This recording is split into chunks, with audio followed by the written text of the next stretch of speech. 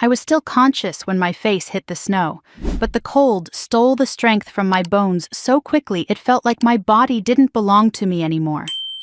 I lay there on my back, staring up at the black December sky, while Christmas lights from the house shimmered above me like a cruel joke. Music drifted out from behind the closed windows, muffled laughter, clinking glasses, the low hum of people celebrating inside. My family, my husband, all of them warm with their drinks and smiles while I lay dying 3 feet beneath their glowing wreaths. I tried to lift my hand. Nothing. I tried to scream. Only air left my throat. From the second-floor window above me, I saw movement behind the curtains. A shadow, then another, and then the light snapped off. I realized they were not coming, not Mark, not my parents, and not my sister, the one who had ordered my husband to drag me upstairs and who had pushed me through the window without hesitation. As the cold wrapped itself around my spine and everything inside me slowed to a crawl, one question kept scraping through my mind like broken glass. How did my own family become the people who would rather let me freeze to death than feel embarrassed because of me? 6 hours earlier, I had been standing in the doorway of that same house, wrapped in a coat that wasn't warm enough, telling myself I could get through Christmas Eve if I just kept my head down. I had been a nurse in Seattle for years, but my right hand had been injured in an accident on shift, leaving me out of work and without steady income until my insurance appeal went through. I hated the idea of moving back home at 30, hated the thought of being seen as the daughter who couldn't get her life together, but I didn't have much of a choice. Vermont winters were merciless, and rent wasn't forgiving either. When I stepped out of the rideshare that afternoon, the air felt sharp enough to slice skin, the kind of cold that seeped through fabric and settled in your ribs. The Monroe house looked as cheerful as ever, covered in white lights, garlands drooping from the porch railings. A giant inflatable snowman bobbed in the wind near the walkway. It was the kind of picture-perfect Christmas scene that would have made any passing stranger feel a spark of warmth, but to me it felt like a set from a play I never belonged in. Before I even reached the porch, the front door swung open, and Haley appeared holding a half-empty glass of wine. Her cheeks flushed, her blonde hair curled to perfection. She smiled, but her eyes stayed flat. "Rachel, you made it," she said, like I was already late. "I told you I'd be here before 5. "Well, you know how Mom gets when she's stressed. Just try not to make tonight harder than it has to be." My jaw tightened. Same line, different year. She stepped aside to let me in, and the warmth of the house hit me like steam, thick with spices, pine, and too many expensive candles. My mother stood by the dining table arranging napkins with an intensity that could rival open-heart surgery. My father adjusted string lights along the stairway like a nervous butler preparing for royalty. Mark stood near the fireplace, still in his wool coat, scrolling on his phone. When he looked up, his expression softened in a way I used to believe. Used to trust. He walked toward me. "Hey," he said, kissing my cheek like we hadn't been drifting apart for months. "How's the hand sore?" "But manageable." He nodded, but his attention flicked over my shoulder to Haley like he was checking for her reaction.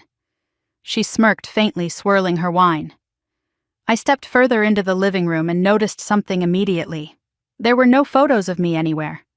Haley had replaced the usual framed pictures with new ones, her graduation photos, her Halloween costumes, a dozen versions of her smiling with my parents at various events.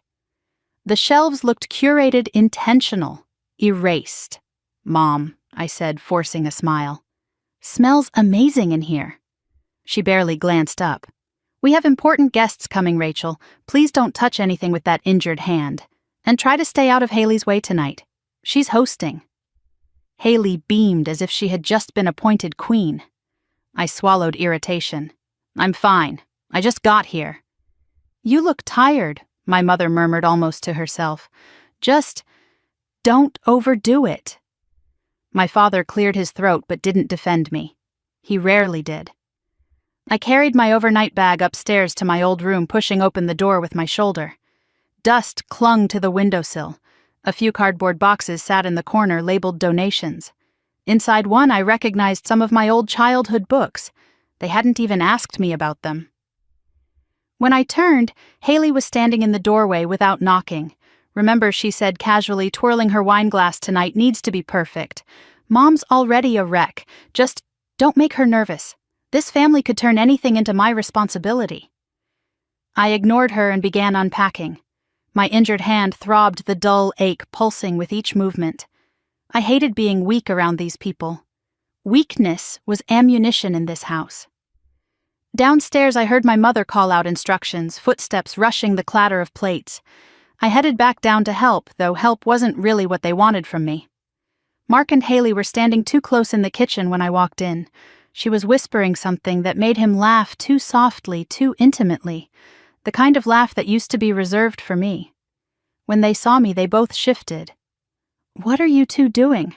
I asked lightly, trying to sound casual. "Nothing," Mark said too quickly. "Haley was just showing me the new wine opener." "A life-changing invention," Haley added with a wink, brushing past him. Her perfume swirled through the room like a warning. I busied myself with the appetizers, ignoring the tightening in my chest. My mom walked in a moment later and said quietly, "Rachel, be careful with the glasses. We want tonight to go smoothly. We don't need accidents." She didn't have to emphasize the word that way. It stung all the same. A ripple of memories pushed forward. Times from childhood when Haley broke something but blamed me and I took the punishment. Times when I tried to be small and quiet so I wouldn't upset anyone. Times when I questioned if love in this house was conditional on never being a burden. By the time the guests started arriving, the air felt as thin as a stretched rubber band.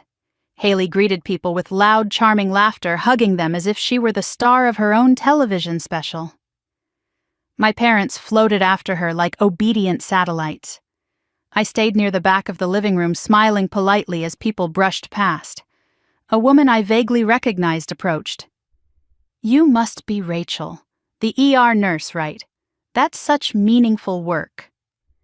Before I could respond, Haley appeared out of nowhere. "Oh, she's not working right now," she said brightly. "Hand injury. Poor thing drops everything these days." The woman blinked, embarrassed for me. I forced a smile but felt something sink inside me like a stone settling at the bottom of cold water. At dinner, the humiliation sharpened. I had barely sat down when my mother called from the far end of the table, "Rachel, pour the wine for everyone, will you?"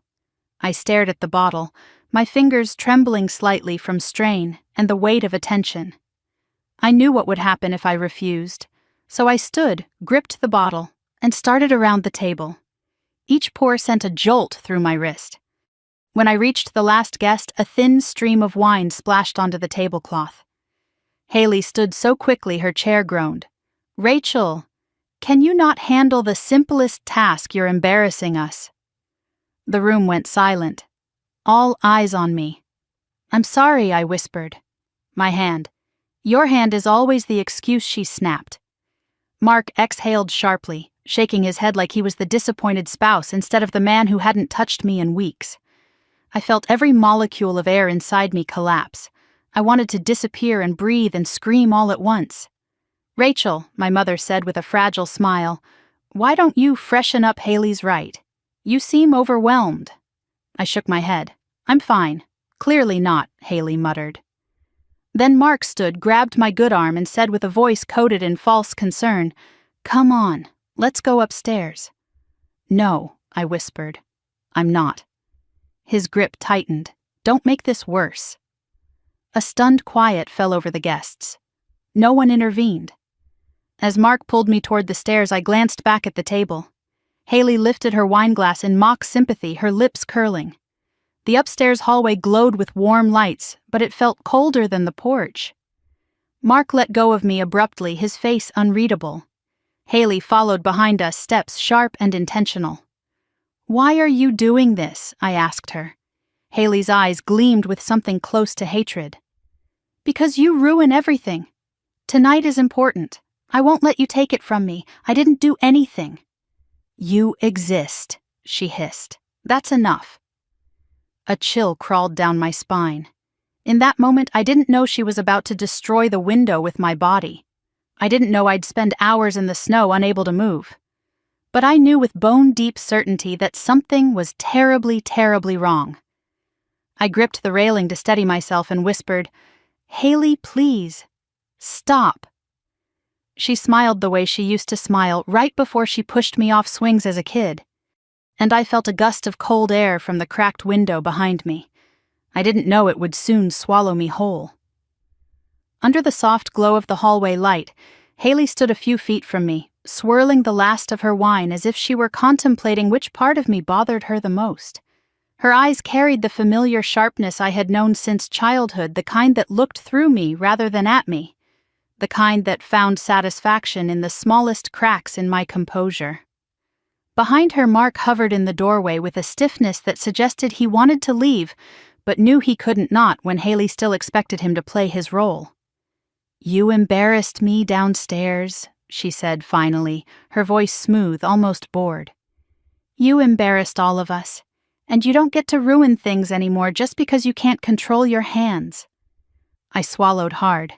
"It was an accident. I'm doing my best." Her lips curled. "Your best has never been enough." I took a slow step back, instinct guiding me, even though the window behind me whispered danger. "Haley, you're drunk. Let's just go back down. We can finish dinner quietly." She laughed, a short, humorless sound. "Quietly? There's never anything quiet about you. You show up when no one asked you to. You take up space that isn't yours. You cling to this family like you belong here." Mark shifted. A small, uneasy movement. For a moment I wondered whether he'd speak up, but he didn't. He rarely did when it came to Haley. My chest tightened. "I came home because I needed help while I recover. That's all. I'm not trying to take anything from you. Everything's always about you needing something," Haley said. "Attention, sympathy, second chances. You drain people, Rachel. You always have." I stared at her, stunned by how casually she spit out the words she must have rehearsed for years. "What are you talking about?" A flash of anger cut through her expression. "Do you think Mom and Dad were thrilled to have you back? They just didn't know how to tell you no. They never do. They fold for you. They move mountains for you. And then you never leave." I blinked, not sure whether the sting in my chest was shock or grief. "They haven't made me feel that way at all." "That's because they pity you," Haley said. "Your injury, your job, your marriage, you're like an abandoned puppy no one wants but feels guilty saying no to." I opened my mouth, but she raised a hand, stopping me. "And Mark," she added with a cruel softness, "Mark stayed with you long after he stopped wanting to. That's the kind of guilt you leave in your wake." Mark flinched slightly, so slight I might have imagined it, if not for the way he closed his eyes briefly as if bracing. My stomach twisted. "What do you mean by that?" Haley turned toward him. "Should I tell her, Mark? Or would you like the honors?" He stared at the floor. My pulse thudded painfully in my ears. "Tell me what." Haley leaned in, lowering her voice. "You really think he was loyal to you these last few months when he spent so much time here, when you were too depressed to even bother asking why he stayed late after work?" My throat tightened. "Haley, Mark and I have history you don't know about," she continued, brushing a strand of hair from her shoulder. "Old history, recent history, ongoing history." I looked at Mark. He didn't deny it. The air felt thin, razor sharp. "Explain," I whispered. He took a slow breath. "Rachel, things have been difficult between us for a long time, and I didn't expect something to happen. It wasn't planned." Haley snorted. "Oh, please, you practically begged for it." Mark glared at her, jaw tightening. "Stop." But she didn't. She stepped forward, standing close enough that I could smell the wine on her breath. "You never noticed," she said. "Not once. You were always too wrapped up in your career and your martyr complex to see what was happening right in front of you." Her smirk deepened. "You're the last to know, Rachel, just like always." My knees felt weak, not from the cold, from betrayal that made the floor tilt under my feet. Mark reached out slightly, maybe to steady me, maybe to pretend he still cared, but I stepped back. My shoulder brushed the window frame. A warning ripple ran through me. I don't want to hear any more, I whispered. I'm going downstairs. Haley blocked my path. No. You're not ruining this evening a second time. Haley, move. No.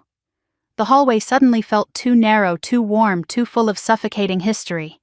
Haley set down her wine glass on the table beside her and crossed her arms. Here's what's going to happen. You're going to calm down, fix your makeup, and stay in your room until dinner's over. Then tomorrow you'll pack and leave our house quietly. My voice cracked. Your house. She lifted an eyebrow. Mom and Dad want peace. That means less of you. I laughed, short and shaky. That's not true. She tilted her head. Isn't it? Think about how many times they've tiptoed around your emotions. Think about how often they say things like, don't upset Rachel, and Rachel's been through a lot. They're exhausted. And honestly, so am I. My stomach churned. So you just want me gone? I want our lives back, she said simply. Before you showed up with all your problems, there wasn't enough air. I could barely breathe. You're lying, I whispered. Her face turned icy. I'm telling the truth. No one else has the courage to tell you. I shook my head slowly. No, Mom and Dad wouldn't choose you over me. Oh, Haley said softly. They already did. Footsteps creaked behind her. My mother's voice floated up from downstairs, an irritated, clipped tone. Is everything okay up there? Haley called back. Yes, I'm handling it. Handling it. Like I was an inconvenience, a stain, something to be managed. I stepped toward the railing, wanting space, wanting to escape before the humiliation swallowed me whole. But Haley cut me off again. You're not going anywhere until I'm finished. My pulse hammered. Haley, please just leave me alone. Mark moved slightly. Maybe we should stop. This is too far. Haley ignored him. You've always been dramatic, she said, ever since we were kids. Always crying, always needing attention. Even now you spill one glass of wine and suddenly you're the victim. I bit the inside of my cheek, fighting the hot sting in my eyes. Stop twisting everything I said softly. Just stop. Make me, she snapped. I straightened, feeling something steady inside me harden. I'm done with you. And with all of this, I'm leaving. I turned toward the stairs. But that step was a mistake. Haley lunged, not violently, not with an obvious shove, but with a sudden aggressive block. Her forearm collided with my shoulder. My already unsteady footing slipped. Mark shouted my name. My heel skidded across the floor. My hand shot back, brushing the cold glass of the window. And in Haley's eyes, I saw a split-second decision. A choice. An intention. Her palm struck my upper arm fast, unexpected, fueled by anger and wine. The window behind me groaned, then shattered. Glass exploded around me like icy stars as my body pitched backward into the freezing night air. I didn't scream. The fall knocked the sound out of me. Wind swallowed everything. The cold hit first, then the ground hard and merciless. Pain radiated up my spine. Breath fled my lungs. Above me I heard Haley's voice. Not panicked, not horrified, flat, cold. Oh my God, she'll get up. Mark's shadow hovered. Haley, what did you close the curtains? She hissed. Now. A moment later, Christmas light vanished as the window snapped shut, sealing me into the dark, frozen quiet. For a long time, all I could hear was my heartbeat slowing in my ears, pulsing weaker with each passing second. Then the snowfall began again. Thin flakes drifting onto my face. Soft, indifferent. I realized with a kind of detached terror that the snow would cover me long before anyone decided I was worth searching for. The first few seconds after I hit the frozen ground felt strangely silent, as if the world had paused to listen for the sound of my bones cracking. But nothing came, not even my own breathing at first. Just a ringing in my ears and the faint, distant thrum of Christmas music vibrating through the walls of the house. I tried to gasp to pull in air that refused to move through my lungs. My chest burned as though someone had wrapped iron bands around my ribs. Then slowly breath trickled back in a shallow, trembling inhale that tasted like metal and winter. I blinked up at the sky. Snowflakes drifted lazily downward, catching the porch light in tiny glimmers. Each one seemed to move slower than time itself. My mind tried to piece together what had just happened, but the edges of my memories were jagged.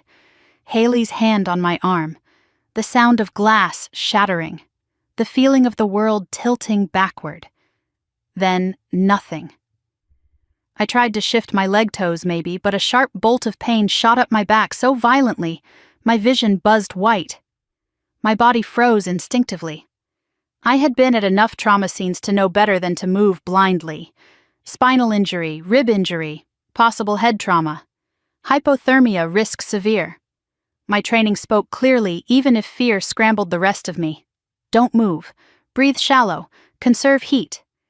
But it was 10 degrees below zero, and I was lying in a thin indoor dress with one arm going numb from impact. The cold was not something I could conserve myself from. I tilted my head a millimeter, just enough to see the house from which I'd fallen. The broken window hung above like an open-mouthed jagged glass teeth glittering along the edges. Curtains swayed faintly, then slowly they closed fully again. My breath hitched. They weren't coming. Inside, laughter rippled again. Faint clinking of glasses. Someone coughed. Someone else made a joke. They had returned to dinner, to warmth, to life. And I lay outside, broken on the snow like trash someone tossed out the window. A tremor ran through me, not from cold, but from a quiet, crushing clarity. I was alone. Not metaphorically, not emotionally. Literally alone. The cold seeped through my back, first a creeping frost that crawled up my spine until every muscle clenched beneath my skin. Instinct told me to curl into myself to hold my arms around my chest, but nothing below my shoulders obeyed. I whispered, "Move." Only a faint breath escaped. I tried again, focusing on my left hand, my good hand. The fingers twitched barely, just enough to scrape against the snow. The pain that followed was brutal, but it was pain-proof I was still here. My right hand was another story. The injured tendons had been fragile before the fall. Now they throbbed with a numb, icy ache that spread across my wrist. I swallowed hard. My throat felt raw, each breath thinner than the last. Above me the snow intensified. Soft flakes gathered on my hair, my eyelashes melting against my skin, just long enough to steal more heat before freezing again. My dress offered nothing. My skin prickled with a burning cold sensation that warned me how fast hypothermia could take hold. I had treated patients like this, people pulled from car wrecks or lost hikers found unconscious. I had always been the one hovering above them, assessing vitals, counting breaths. Now I was the one slipping away. I forced myself to speak. Airway clear, breathing shallow, circulation compromised. The words came out faint, uneven. A clinical chant to anchor myself to prevent panic from devouring what little warmth I had left. A gust of wind swept across the yard, flinging snow against my cheek like tiny shards of ice. I clenched my jaw, fighting the instinct to close my eyes and rest. Rest was the enemy. Once I slept, I wouldn't wake again. Inside the house, music changed tracks. A cheerful, upbeat song with bells and choirs, a cruel contrast to the frozen ache crawling through my body. I heard footsteps, a chair scraping. Someone laughed loudly. Haley's voice floated through the wall, muffled but distinct. "She'll calm down. She always does." My stomach twisted, nausea rising like a wave. She didn't even check. She didn't look out the window to see whether I had stood or crawled or lay bleeding on the ground. She didn't care. None of them did. I tried to shout, to scream, to make any sound that could pierce through the insulated walls and the terrible indifference inside them. "Help!" My voice cracked, barely a whisper. The wind carried it away instantly. A fresh spasm of pain shot through my ribs. I felt moisture beneath me, a thin layer of snow melting under my body heat only to refreeze. My skin adhered to the ice like glue. A wave of dizziness blurred my vision. The edges of the world softened. That terrified me more than anything. Stay awake, stay awake, stay awake. Hallucinations were next. Memory distortions. The brain's desperate attempt to shield itself from cold-induced trauma. My heartbeat fluttered weakly in my chest. Too slow, too faint. I forced myself to focus on anything real. The crunch of ice beneath my shoulder blade, the faint ticking sound inside the house, the grandfather clock in the hallway, the whistle of wind sliding past the gutter, anything to keep me in the present. Minutes blurred, time stretched. The cold burrowed deeper. My left hand twitched again, this time a little stronger. I lifted a finger, then another. Pain radiated immediately, but less sharp than before, numbness settling in. Not good. I clenched my jaw. Move fingers. Keep blood. Moving. It wasn't enough. Another gust of wind slammed into me, snow swirling across my body in a thin sheet. My arms trembled, but not from effort. This was involuntary shivering, stage 1, hypothermia. My brain recognized it with clinical detachment. Soon the shivering would stop. That was the real danger. I had to hold on. Inside I heard something new. Haley's voice again, but closer to the window. She was live streaming, her tone bright, cheerful, fake. She talked about the perfect Christmas Eve, about how the dinner was amazing, about how family means everything. The irony nearly made me laugh. She stormed off earlier, Haley said to her viewers, but she always gets dramatic on holidays. She'll be fine. My lips parted, but no sound came out. Snowflakes gathered on my eyelashes, weighing them down, until blinking felt like lifting bricks. The cold burned my cheeks, then slowly faded into a numb stillness. Not good. Not good. I inhaled sharply, forcing air into my lungs. Each breath felt like swallowing knives. Another memory flickered behind my eyes, Christmas morning when we were kids. Haley ripping open gifts, skipping mine entirely. Me pretending I didn't care. Our parents ignoring the tension because silence was easier than accountability. It was the first time I remembered feeling invisible. Tonight was the last. My stomach churned again. The wind screamed across the yard, rattling the icicles on the gutter. My body convulsed with a shiver that hurt so deeply it made my teeth ache. Then just as suddenly the shivering eased. Calm, still, too still. My chest tightened with dread. No. No. This was stage 2, the body conserving energy, the beginning of real danger. The edges of my vision darkened.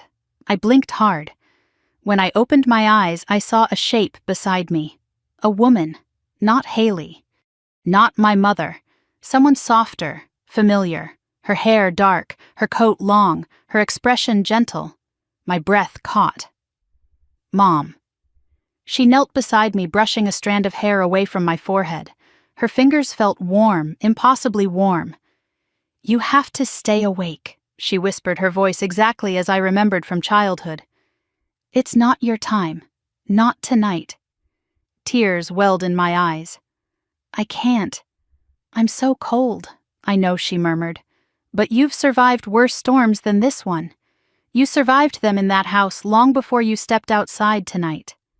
A sob broke from my chest. I couldn't tell whether it was real or imagined. I can't move. You don't have to move, she whispered. You just have to fight. Someone's coming. Who? She smiled sadly. You'll see. Her form shimmered with the falling snow and vanished. My breath trembled. Mom, please. A sudden wave of cold slammed into me again, snapping me painfully back to reality. The hallucination dissolved, leaving only darkness and frost. But something had changed. A sound. A new one. Not inside the house, not the wind. Crunching, heavy, rhythmic. Footsteps, no tires. A car slowly approaching the driveway, headlights sweeping across the snow. Panic and hope surged together, a sharp, startling jolt that sent my pulse racing for the first time in hours. Stay awake. Stay alive. Just a little longer. The headlights grew brighter, an approaching angel or another threat, I couldn't tell. But for the first time since I hit the ground, I felt a flicker of possibility. A lifeline, a chance. I forced my numb fingers to twitch again. Move, please, just move. And they did barely, just enough. The car door opened. A woman's voice rang out, familiar, shocked, horrified. Rachel. A sob escaped my frozen throat. Someone had come, someone had finally come, and I clung to that sound like it was the last warm thing on earth. A faint crunch of snow grew louder as footsteps raced toward me, each one punching through the frozen silence that had swallowed me whole. I tried to turn my head, but my neck protested a bolt of pain shooting down my spine. All I could do was lie still and listen as the steps approached quickly, hesitant at first, then frantic. "Rachel! Oh my God, Rachel!" The voice cracked with disbelief and horror at the same time. It took my brain a few seconds to recognize it, slowed by cold and confusion. It was my aunt, my mother's sister, Caroline. Her face hovered above me a moment later, framed by the swirling snow and the glow of the porch light. Her brown hair was tucked beneath a knit hat, but a few strands had come loose, plastered to her cheeks. She dropped to her knees beside me without hesitation, her breath coming fast. "Sweetheart, can you hear me?" she asked, leaning close. I blinked slowly. It was the best I could manage. Even that felt like lifting a mountain. "Oh, thank God," she breathed, brushing snow from my forehead with trembling gloves. "Stay with me. I'm right here, Rachel. I'm right here." Her hands roamed gently over my shoulders and arms, searching for obvious wounds, careful not to jostle me. She muttered a curse under her breath when her fingers brushed the cold, wet fabric of my dress. "It's 10 degrees out here," she whispered, voice shaking. "How long have you been lying in this snow?" I couldn't answer. My lips barely parted, but I didn't have to. She looked up toward the house, toward the darkened window, and seemed to understand everything in an instant. Her expression hardened, anger and disbelief tightening her jaw. "They didn't call anyone," she whispered. "They didn't even check." She looked back at me, tears forming at the corners of her eyes. "Hold on! I'm calling for help. Don't close your eyes." She fumbled with her phone, her gloved fingers slipping on the screen. After a second try, the call went through. "This is an emergency," she said into the phone. "I found my niece outside my sister's house.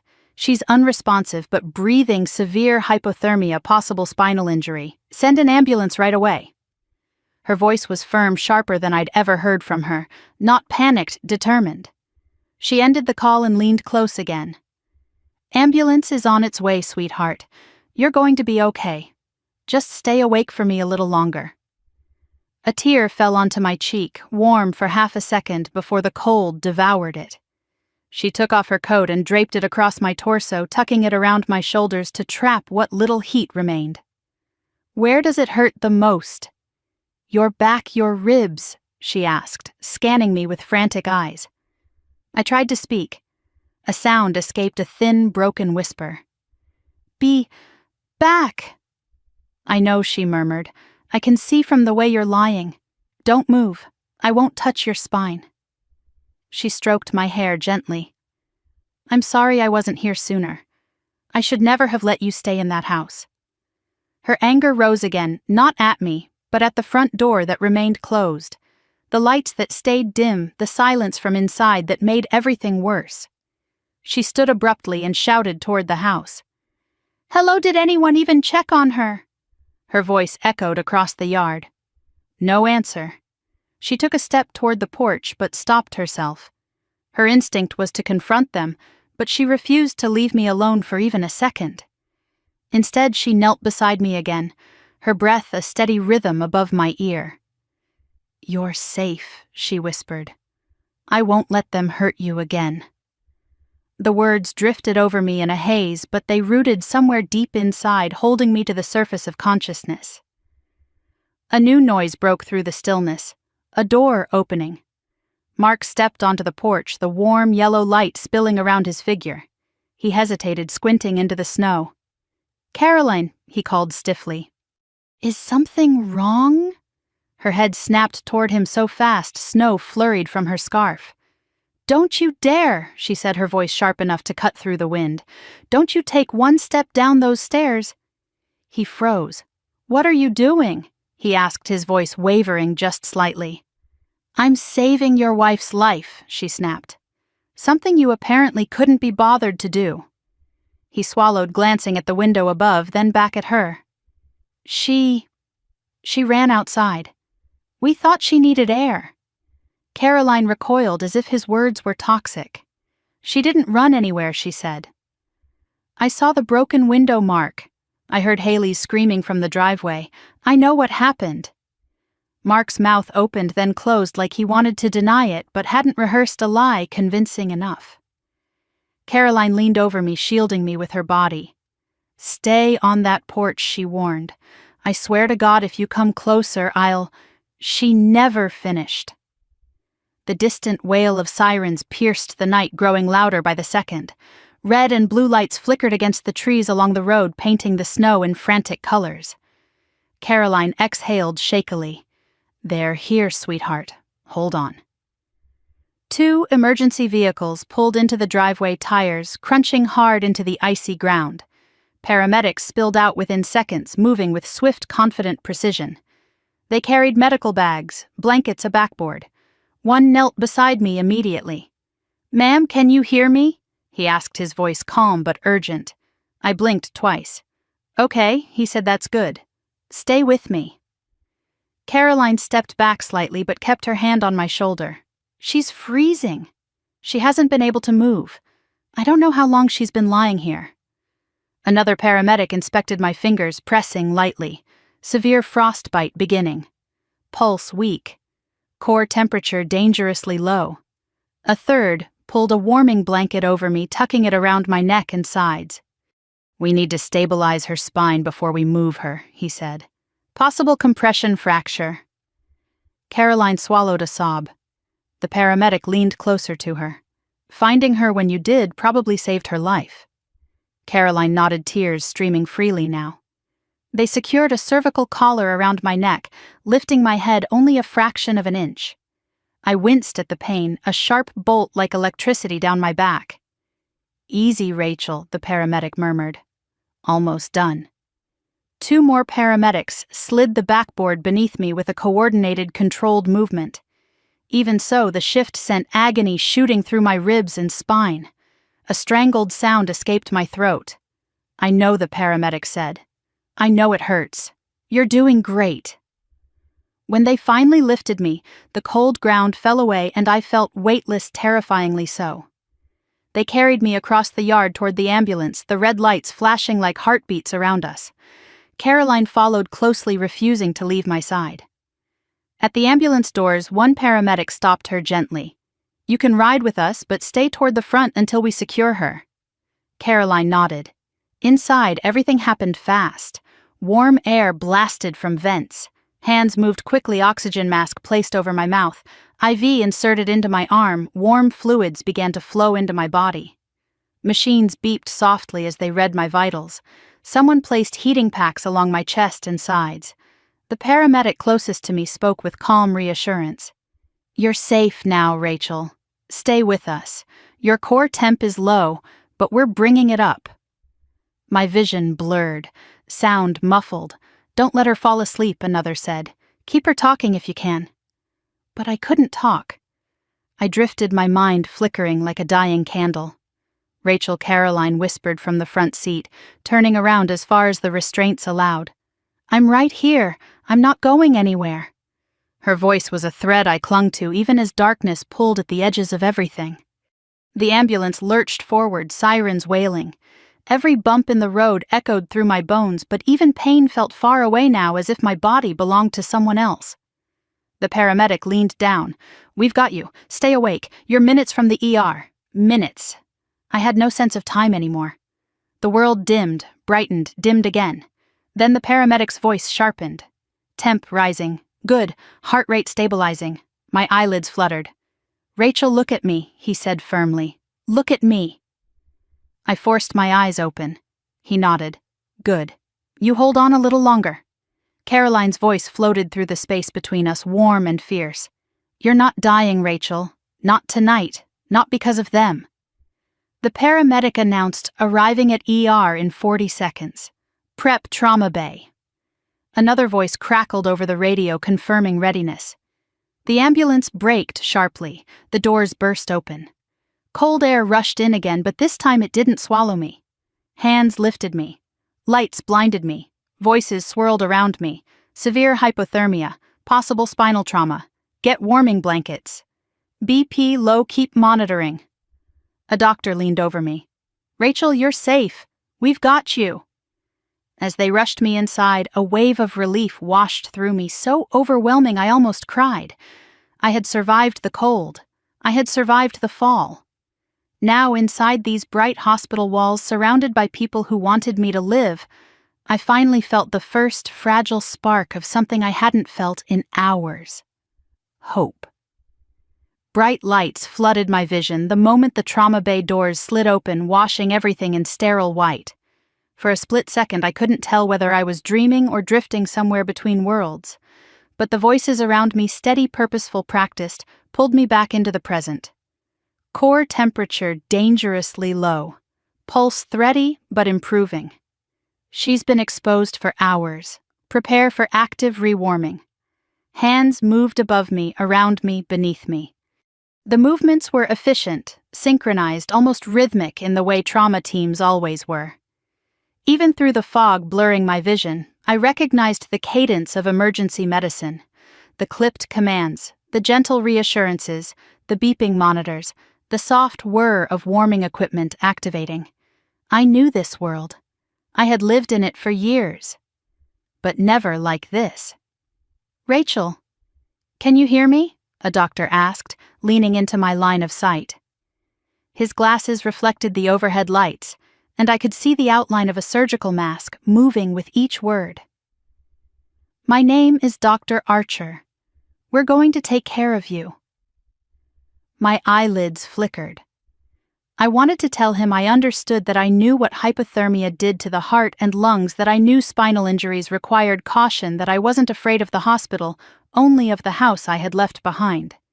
But the words stuck somewhere between my thoughts, and my voice trapped under layers of exhaustion. A nurse slid something beneath my arm. Her fingers are frostbitten. Stage 1, keep monitoring perfusion. Another nurse lowered a warming blanket over my chest, and the sudden heat pressed into my skin like fire. It hurt at first, sharp, burning, overwhelming, but then my body began to adjust. They cut the sleeve of my dress to check my arm more closely. I heard the scissors snip through fabric. She has bruising here, someone murmured. Upper arm. Looks recent. Pattern suggests forceful grabbing. My heart stuttered at the words. Dr. Archer's tone sharpened. Document everything. A second voice asked, Do we notify law enforcement? Already done, Caroline answered from somewhere behind the curtain. They're on their way. Her voice trembled slightly, but held a steel I hadn't known she possessed. The team worked with precise intensity. Heated IV fluids dripped into my vein. Warm air circulated beneath the blanket. A nurse checked my pupils with a small flashlight. Reactive, she said. She's responsive. Rachel, Dr. Archer said again, if you can blink twice to answer yes. I blinked twice. Good, he said. Do you remember falling? I blinked twice again. He continued slowly. Did you slip one blink? Did someone push you? 2 blinks. A hush fell over the people closest to me. It wasn't silence exactly, just that collective intake of air that happens when truth enters a room. I saw Caroline through the haze, her hand pressed over her mouth as tears spilled down her cheeks. Okay, Dr. Archer said gently. We'll let the officers know. I wanted to say thank you to him, to the nurses, to anyone who was helping, but my mind drifted again, slithering toward unconsciousness, like an undertow pulling me toward sleep. Her heart rate is dropping, someone warned. No, no, Rachel, stay with us, another voice urged. Don't go to sleep. I fought my eyelids, forcing them open despite how heavy they felt. Each second I kept them open felt like lifting weights underwater. You're doing well, a nurse whispered. We're almost through the dangerous phase. The heating unit hummed. My fingers tingled painfully. Pins and needles stabbed my legs as blood flow attempted to return. The sensations were awful and weirdly comforting. They meant I was alive. After what felt like both 5 minutes and a lifetime, the chaos softened. Monitors beeped at steadier intervals. Nurses moved with less urgency. Dr. Archer checked my vitals one last time before stepping aside to speak with Caroline. "She's stable," he said, "but she has a long recovery ahead. We need imaging spine, ribs, pelvis. She has clear signs of trauma." Caroline's voice lowered. "She told me she tried to that she didn't slip. She confirmed it," he replied. "Someone pushed her." A coldness, not the physical kind, spread through my chest. The words hung in the air like frost. Pushed her. Not an accident. Not a misunderstanding. Not a moment of chaos or confusion. Intentional. The curtain rustled, and Caroline stepped closer to me. Her eyes were red, but her hands were steady. She brushed my hair back gently. "I'm here, sweetheart," she whispered. "I'm not leaving." I blinked weakly in response. Gratitude swelled inside me. Before she could say more, the curtain pulled open again. A police officer stepped in, a tall man with kind eyes that didn't soften the seriousness of his expression. "Miss Harrington," he asked, confirming my identity. "I'm Officer Mason. I know you're not able to talk right now, but I need to ask a few quick questions." I blinked once to acknowledge him. He moved closer so he wouldn't have to raise his voice. "Were you in the house celebrating Christmas Eve with your family?" 2 blinks. "Did an argument occur before the fall?" 2 blinks. "Was your sister present?" 2 blinks. "Your husband?" 2 blinks. He paused. His jaw tightened slightly. "Did someone physically force you toward the window?" 2 blinks. "Your sister?" 2 blinks. "And did your husband pull you upstairs before it happened?" 2 blinks again. Caroline covered her mouth, her shoulders shaking as the officer scribbled notes quickly. "Okay," Officer Mason murmured. "We'll talk more when you're medically cleared." He turned to Caroline. "Ma'am, do you know who else was in the house?" She nodded, anger sharp in her voice. "Her parents. They didn't call anyone. They didn't even check on her." The officer's expression darkened. "They will need to be questioned as well." Footsteps echoed behind him, another nurse pushing a portable machine. "Time for X-rays," she said softly. They moved me carefully, sliding me onto the imaging bed. Even the slightest shift sent pain searing through my hips and lower back. My breath hitched sharply. "Easy," the nurse said, placing a hand on my shoulder. "Just breathe." The lights dimmed. Machines hummed. Images clicked into place. "Compression fracture," the radiologist said after reviewing the scans. "Ribs, too." This wasn't a simple fall. When they moved me back into the trauma bay, Dr. Archer returned. "You're going to need several days of observation," he said. "But you survived something people rarely survive. You're stronger than you think." His words warmed me in a way no blanket could. Caroline squeezed my hand gently. "You're safe now," she whispered. "They can't hurt you anymore." But even as she said it, I saw the officer step aside to answer his radio. His expression shifted, subtle but unmistakably tense. Caroline noticed too. "What is it?" she asked. He hesitated. "We went to question your family. They're saying it was an accident." My stomach twisted. More murmurs came through his radio. More notes, more tension. Officer Mason lowered the device slowly. "And your sister is refusing to speak without a lawyer present."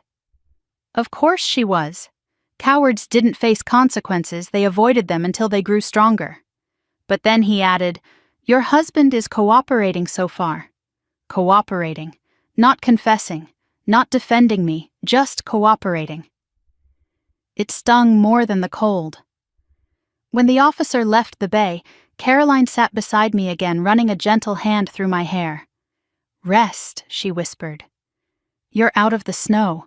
You're in the right hands now." I wanted to believe her.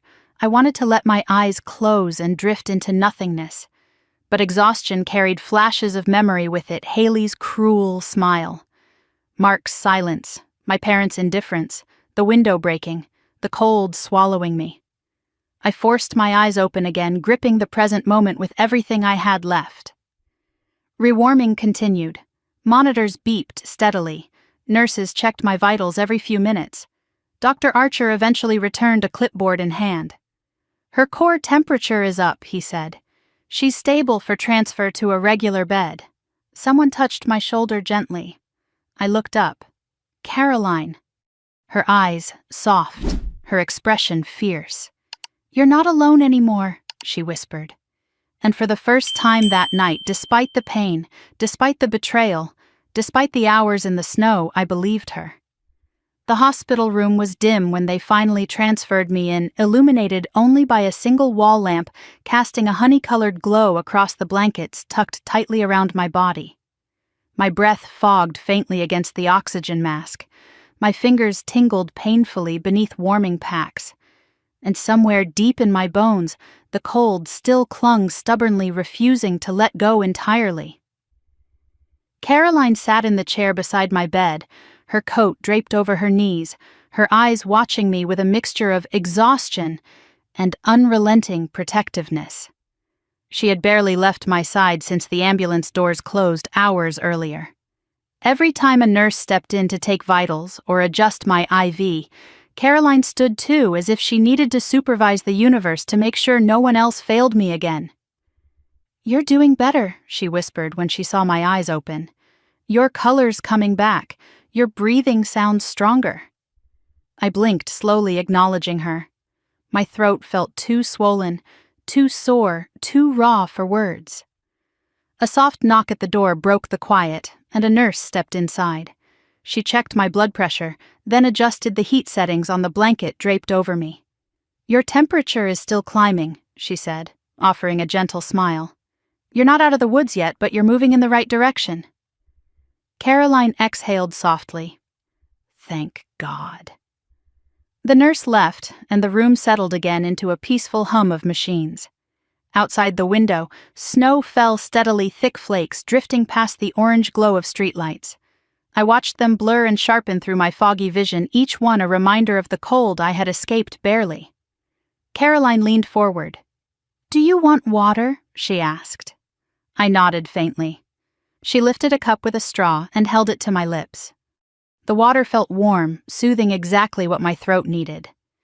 As I drank, her eyes lingered on the purpling bruises forming along my collarbone. She gently touched the edge of one, her fingertips trembling. "I saw the window," she whispered. "The glass. The angle. It wasn't an accident." The memory hit like a jolt, Haley's palm against my arm. The sickening lurch backward, the cold rush of air swallowing me as I fell. A shiver ran through me. Caroline immediately pulled the blanket higher around my shoulders. "I'm so sorry," she murmured. "I'm sorry you were alone out there. Sorry no one in that house came to help you. Sorry your parents." Her voice cracked and she turned away briefly, wiping her eyes. She took a deep breath, steadied herself, then faced me again. "The police questioned them, Rachel. Your parents said they thought you went for a walk." Haley refused to answer questions. Mark said he didn't know you fell." A hollow ache spread through my chest. His face, his voice, his betrayal, they all twisted inside me like shards of the broken window. Caroline's eyes softened. "You don't have to talk about it now. But when you're ready, I'm here. Whatever they did, whatever they've been doing, you're not going back there." I blinked once slowly, agreeing. She hesitated, then added, "And I need you to know something. I didn't show up tonight by coincidence." That startled something in me. I blinked at her, waiting. Her shoulders sagged as if she were finally allowing herself to be honest. "I drove by because something didn't feel right. I tried calling earlier, but your mother said everything was perfect. Too perfect. Her voice. It didn't match her words. And Haley didn't answer my messages." She swallowed hard. "When I passed the house, I noticed one curtain upstairs was torn. Something just tugged at me. And then I saw snow disturbed on the ground. I stopped the car before I even thought about what I was doing." She reached for my hand. I'm glad I listened to my gut. I squeezed her fingers weakly, just enough for her to feel it. Her eyes filled with fresh tears at the small gesture. Another knock interrupted us, this one firmer. Officer Mason stepped inside, removing his hat. His expression was serious but gentle. "Miss Harrington," he said quietly, approaching the bed. "I know you're still recovering, but I need to ask a few follow-up questions. We'll keep it brief." Caroline straightened immediately. "Only if she's ready." The officer met my gaze. "Are you able to continue?" I blinked twice, yes. He retrieved his notebook. "Earlier you confirmed that your sister pushed you. We now have reason to believe that your parents were aware something happened but didn't call for help." My stomach clenched. Caroline's scoffed anger bubbling at the surface. They left her outside. They sat inside eating dinner while she froze. The officer nodded grimly. "We reviewed footage from your neighbor's home security camera. It captured the sound of the window breaking and a body hitting the ground. It also shows no one leaving the house afterward." Caroline gasped softly. "Oh, God!" Officer Mason continued. "We're treating this as a criminal assault and possible attempted homicide." The words echoed in the small room heavier than the winter storm outside. He leaned slightly closer. "I also need to confirm something else. Did your husband restrain you upstairs before the fall?" The air in my lungs thickened. I blinked twice. Caroline's breath shook. "Unbelievable! And was he acting on your sister's instruction?" 2 blinks. The officer scribbled the final note, his expression tightening with each detail. "Thank you," he said softly. "You've given us enough to move forward. We'll take it from here. You focus on healing." Before he left, he paused. "There will be more questions later, and likely a hearing, but you won't face them alone." When he stepped out, Caroline let out a long, unsteady breath. "That's it," she whispered. "They're going to face this. Every one of them." A nurse entered again, this time with a fresh blanket and medication. As she worked, Caroline stood and paced slowly, anger simmering beneath her ribs. "I knew things were strained," she said, voice raw. "I knew Haley could be cruel. But this is something else entirely. And your parents, how could they not care?" "Who leaves their daughter outside in the cold?" Her voice broke. "This family was supposed to protect you, not destroy you." I closed my eyes briefly, wishing I could tell her everything: how Haley had cornered me, how Mark had betrayed me, how my parents had smiled through every red flag until I believed it was my fault for breathing wrong. The nurse left us in silence, and for several long minutes the only sound in the room was the soft hum of machines. Eventually, Caroline sat again, her hand resting on mine. "You're part of my family too," she whispered. "The part I choose." My chest tightened, not with pain, but with something bittersweet, something I hadn't felt in years. Belonging. A fragile warmth began spreading from the inside, warmer than the heated blankets, deeper than the IV fluids. The kind of warmth that had nothing to do with temperature. My eyes grew heavy, not from danger, but from exhaustion, safe exhaustion, the first kind in weeks. Caroline stroked my hair gently. "Rest. I'll be right here when you wake up." And this time, for the first time all night, I didn't fight the pull of sleep. Because I wasn't alone anymore. Because the cold outside couldn't reach me here. Because someone at last had chosen to stay. I woke to the soft rhythm of rain tapping against the window, a sound so gentle it took me a moment to realize where I was. For a fleeting second in that blurry space between sleep and consciousness, I imagined I was back in my small apartment in Seattle where mornings smelled like coffee and early sunlight glowed through pale curtains. But when I shifted and pain radiated through my ribs, reality snapped back. The hospital room, the IV, the brace wrapped tightly around my torso, and Caroline sleeping awkwardly in the chair beside my bed, her head resting on a folded jacket, her hand still loosely holding mine, even in sleep. The rain outside was a relief compared to the snowstorm from the night before, a reminder that time was moving, that I was somehow still here to witness it. My mouth felt dry, my tongue heavy. I reached weakly for the cup of water on the bedside table, but even that small motion sent a sharp protest through my spine. Caroline stirred immediately. "Rachel." Her voice was groggy but full of alert concern. "Are you okay?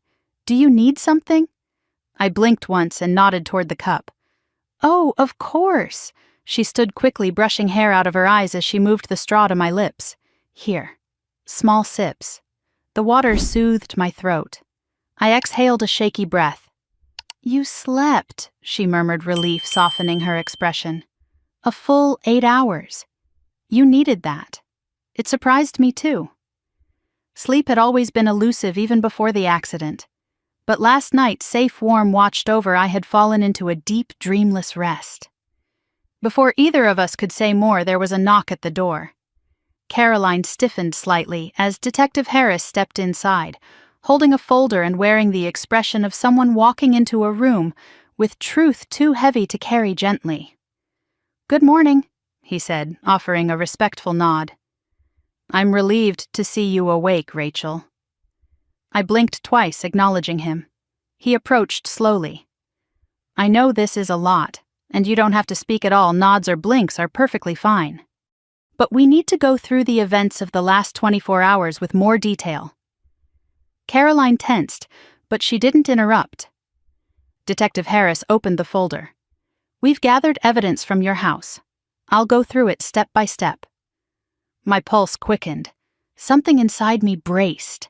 First, he said, we recovered broken glass from the backyard. The direction of the shards confirms that the window broke outward, not inward. That means you were pushed from inside the house. My stomach tightened. He flipped to another page. Second, the neighbors 2 doors down have a porch camera facing the street. It recorded the sound of the window shattering at 8:47 p.m., followed by a loud impact consistent with a human body hitting frozen ground. Caroline's hand tightened around mine. Third, he continued, the same recording picked up voices from inside your house shortly after. A woman your sister was heard saying, "She'll get up. She always does." Another voice told her to calm down. My breath hitched. Fourth, Detective Harris said your sister's live stream recorded audio from inside the house. In that video, your mother tells guests you went for fresh air, and Mark says you needed space. No one makes any attempt to check on you. Each word landed like a weight on my chest. And finally he added your parents and your husband each gave initial statements claiming they believed you left the house voluntarily. Caroline scoffed under her breath. They lied. They did, Harris said. The evidence contradicts every piece of their story. He paused, letting the weight settle. Rachel, he said softly, this wasn't negligence. This was coordination. A shared decision to hide what happened. My breath trembled through the oxygen mask. Caroline leaned closer. You don't ever have to see them again, she whispered fiercely. You owe them nothing. Detective Harris cleared his throat. There's more. Caroline straightened, bracing herself. Harris slid a printed sheet from his folder and placed it gently on the side table next to me. We recovered text messages from Haley's phone with your husband. She deleted them, but we retrieved them from the cloud. My chest tightened so sharply it hurt. Caroline looked at the sheet, then covered her mouth with her hand, horrified. One message stood out, highlighted at the top. Just take her upstairs. I'll handle it. Another mark, don't you dare mess this up again. And the worst, when she's gone, everything will be easier. My vision blurred with tears. Caroline whispered, Oh my God, they planned to hurt you. Detective Harris nodded grimly. We believe your sister acted on impulse, but the intent to isolate you upstairs was premeditated. My pulse pounded in my ears. He lowered his voice. Rachel, this wasn't a moment of anger. It was a pattern, one your husband's sister and parents participated in long before last night. Caroline shook with rage. They tried to break her, for years, and when that wasn't enough, they tried to get rid of her. Detective Harris didn't contradict her. Instead, he asked softly, Rachel, do you remember what your sister said before pushing you? A flicker of memory surfaced the hallway light, the cold air, Haley's voice dripping with resentment. You ruin everything she had said. Tonight is important. I blinked twice. Caroline whispered, she pushed you because of appearances, because you spilled wine. Harris nodded. It fits the pattern. A nurse entered briefly to check my vitals, giving us a moment to breathe. When she left, Detective Harris stepped closer. "Rachel," he said gently, "we've issued a protective order. No one from that house is allowed near you." My muscles loosened slightly with relief. And he added, "An arrest warrant is being processed for your sister." A shock rippled through me, for assault and attempted homicide. Caroline squeezed my hand. "Good."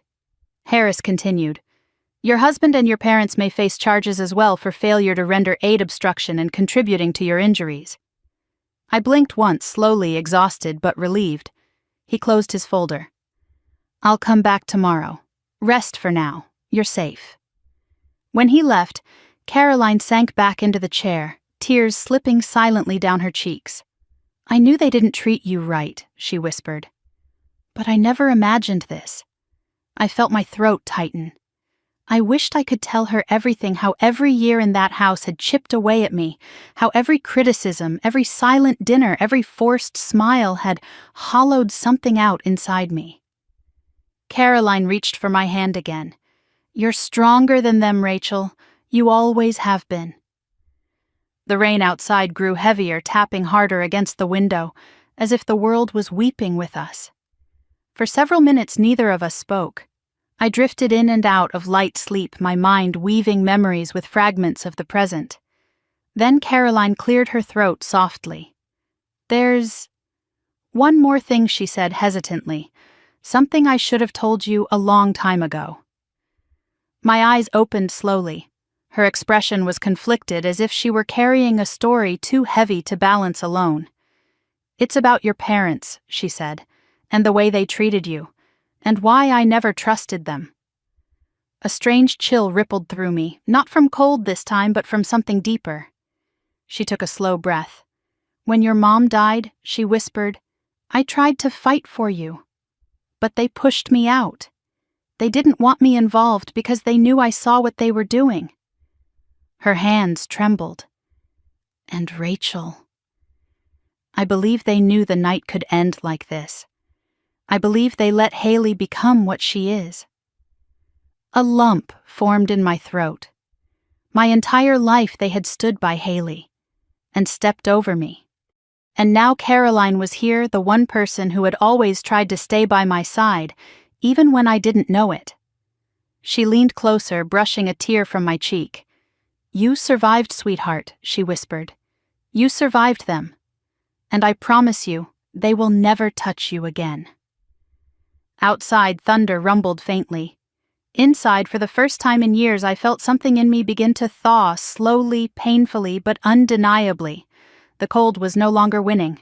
I was. The next morning, pale winter sunlight spilled across the hospital room floor, turning the tiled surface into a dull sheet of gold. I woke to a dull ache pulsing through my lower back, a slow, rhythmic reminder of the injury that had nearly taken my life. My ribs throbbed each time I inhaled. My right hand, still wrapped and elevated, tingled with a cold, numb heaviness that made it feel almost foreign. But I was conscious. I was breathing. I was alive. Caroline sat at the edge of my bed, holding a small styrofoam cup of hospital coffee that steamed softly between her palms. Her eyes were tired, but they lit up the moment she saw mine open. "Good morning," she whispered. "How's the pain?" I blinked twice, then mouthed, "Manageable." She nodded, relieved. "They'll bring more meds soon. Breakfast, too." Her voice carried a warmth I'd never heard from anyone in my childhood home, a warmth that didn't demand perfection or silence or performance, a warmth that didn't twist itself into knives. A knock sounded at the door before I could respond. Detective Harris entered carrying another folder, but this time he wasn't alone. A woman followed him, a victim advocate, judging by her badge. She wore a soft gray sweater and had a calm presence that settled the air instantly. Rachel Harris said gently, "This is Nora. She's here to help walk you through the next steps and make sure you're supported." Nora smiled warmly. "I'm here for anything you need. Legal guidance, emotional support, help arranging safe housing, anything. Safe housing. The phrase hit me like ice water. Even in a hospital bed surrounded by warmth and nurses and security, a part of me still expected the door to swing open and my sister, or worse, my parents, to walk in. To blame me again. To lie again. To take something else from me. Caroline must have noticed my tension, because she placed a hand gently on my forearm. "You're safe here," she murmured. "No one can come near you." Detective Harris nodded. "Security has been informed that only approved visitors are allowed.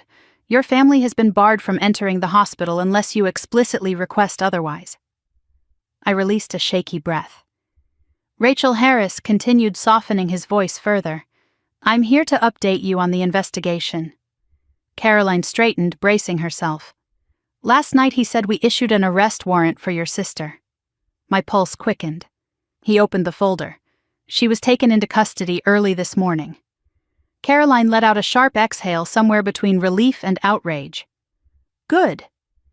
But Harris didn't look relieved. He looked complicated. "There's more," he said slowly. "Your sister is claiming she acted out of fear.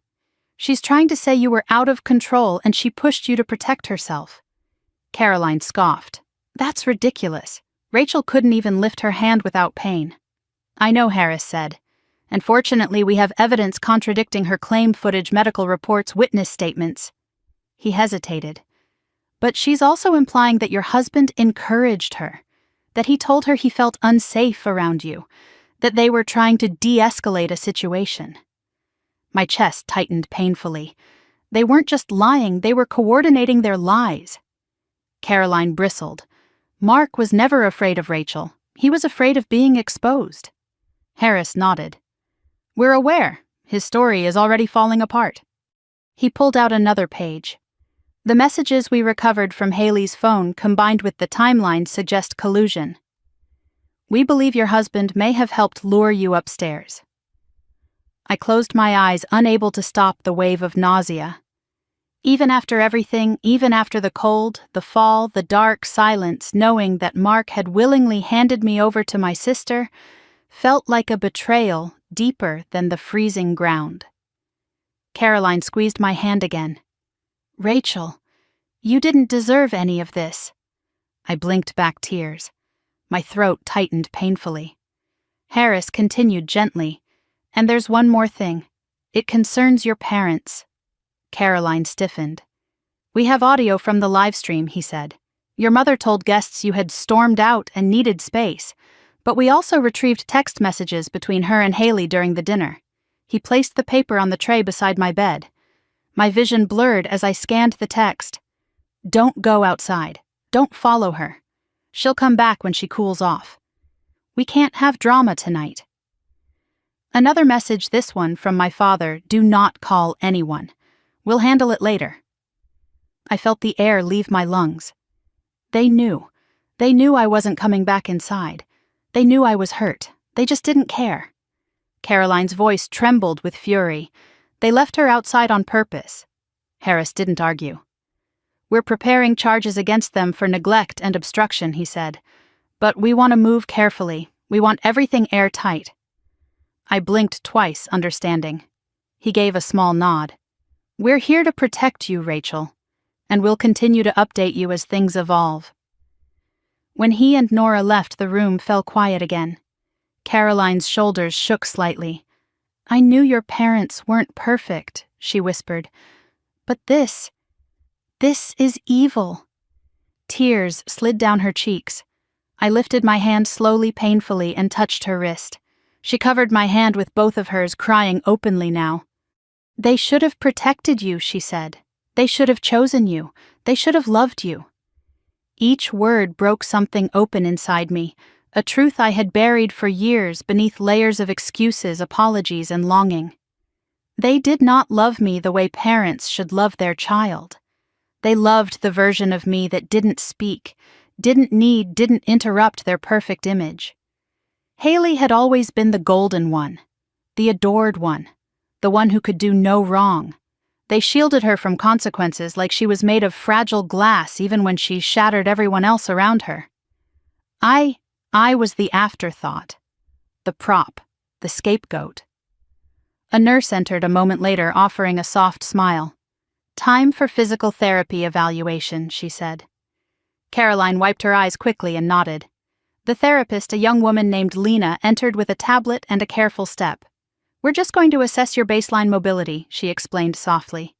"No major movement today, just testing your response." I braced myself as she began.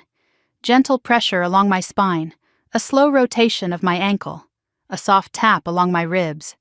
Everything hurt, everything throbbed, but everything worked, even if only barely. "You're lucky," she said quietly after finishing.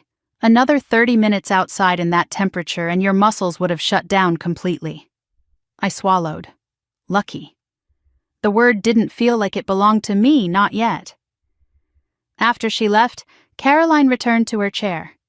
She sat for a long moment watching me with an expression that seemed to be battling grief, anger, and determination all at once. "Rachel," she whispered finally, "I think it's time you knew the truth about why your parents always treated Haley differently." My breath caught. "There's something I never told you," she continued, "about what your mother said before she died, about a secret she made me promise not to reveal until you were older." She hesitated. "Then your parents always preferred Haley because she wasn't your mother's daughter." The room went still. The monitors beeped softly. My heartbeat thundered. Caroline's voice trembled, but she didn't stop. "Haley was the result of an affair. Your father's affair. Your mother took her in anyway. She raised her like her own. But your parents buried the truth and shifted the roles. They praised Haley to keep the secret buried, and they let you fade into the background to keep the family image intact." A sharp, cold pain stabbed my ribs, but it wasn't physical. It was betrayal. It was understanding. It was everything finally making sense. Caroline wiped her tears. "Your mother loved you more than anything in the world. She wanted to tell you, but she was afraid of what it would do to you.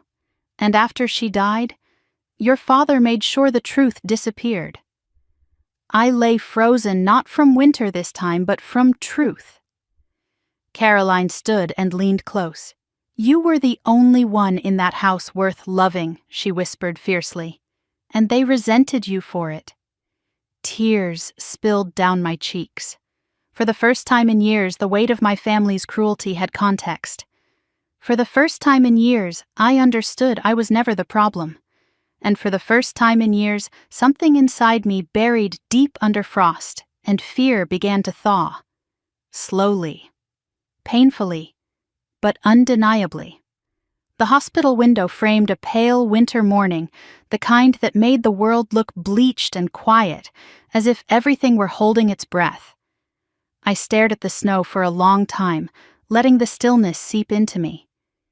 It was strange how the cold outside seemed peaceful, gentle, even nothing like the cruel, suffocating cold I had endured that night beneath the broken window. Nothing like the coldness that had lived inside my family for far longer. Caroline returned from the hallway carrying 2 cups of tea, handing one to me with a small smile. "The doctor said you can try warm liquids now," she murmured. "Sip slowly." I brought the cup to my lips, wincing as my ribs pulled. The warmth spread down my throat, landing somewhere deep in my chest where it eased something tight and aching. "You're getting stronger," she said. "I can see it." I wasn't sure if she meant physically or emotionally. Both felt fragile, like thin sheets of ice that could crack under the wrong kind of pressure. But I nodded anyway. A soft knock came at the door. This time I expected Detective Harris or another nurse. Instead, a different officer stepped in, a woman with a calm expression and dark eyes that took in everything without intruding. "Rachel," she asked quietly. "I'm Officer Reyes. I'm assisting with the investigation." Caroline straightened in her chair, her posture immediately protective. Officer Reyes approached the bed slowly. "You don't have to talk today, but I'd like to walk you through what's going to happen next, especially regarding your statement." My heart thudded softly beneath heated blankets. She pulled out a thin folder. "The district attorney is preparing charges against your sister and husband. They'll likely move quickly to secure a preliminary hearing. Your testimony, verbal or written, will be central. I swallowed, throat tightening. However, she continued gently, we know your injuries make speaking difficult, and trauma can make recounting events overwhelming. That's why we want to give you options. She set the folder on the bedside table. You can give a written statement, a video statement, a recorded interview, whatever is least stressful for you. Anything you give us will be admissible. Caroline placed a hand on my arm. You don't have to decide right now. But the fact that I had a choice, a say, felt new, powerful in a quiet way. For years, choice had not belonged to me. Decisions were made around me, over me, through me. I had been dragged, instructed, silenced, dissolved. Now, even the smallest freedom felt like sunlight. Officer Reyes offered a soft smile. I'll come back later. For now, rest. You're safe. When she left, the room felt calm again, but not for long. Minutes later, Caroline's phone buzzed. She frowned at the caller ID. It's your father, she whispered. Cold, not the winter kind, spread through my body. Before I could blink or gesture, she answered. Her voice turned clipped. What do you want? Whatever he said on the other end made her eyes harden like glass. No, she snapped, you are not speaking to her. She is not to have contact with any of you. His voice crackled loud enough that I could hear the muffled edge of it, agitated, defensive, indignant. Caroline's jaw clenched. An accident. She almost died. Rachel was minutes from hypothermia-induced cardiac failure. Is that an accident to you? He said something else. Something long, something frantic. Caroline's lips curled, not in a smile but in disbelief. You care about reputation, not her life. You never cared about the truth. And if you think blaming her is going to protect Haley or Mark, think again. More muffled protest. No, she repeated coldly. No. The police have evidence. I saw the messages. I saw the broken window. Stop lying. She paused again, listening. Then she said something that made my throat tighten. Rachel owes you nothing. Nothing. She hung up and sat back down, shaking with fury. I won't let them near you again, she whispered. Not one of them. I blinked slowly, gratitude swelling in my chest, warm and steady. Hours passed. Nurses came and went. Physical therapy returned to test small movements. I drifted in and out of shallow sleep, my mind floating between memory and present. Late in the afternoon, another knock sounded. This time, it was Dr. Archer, the ER doctor from the night of my arrival. He stepped inside, folding his arms gently. How are you feeling today? He asked. I blinked once, a cautious better. That's good, he said. Your body's responding well to rewarming, and your scans show no permanent spinal damage. With therapy, you'll walk normally again.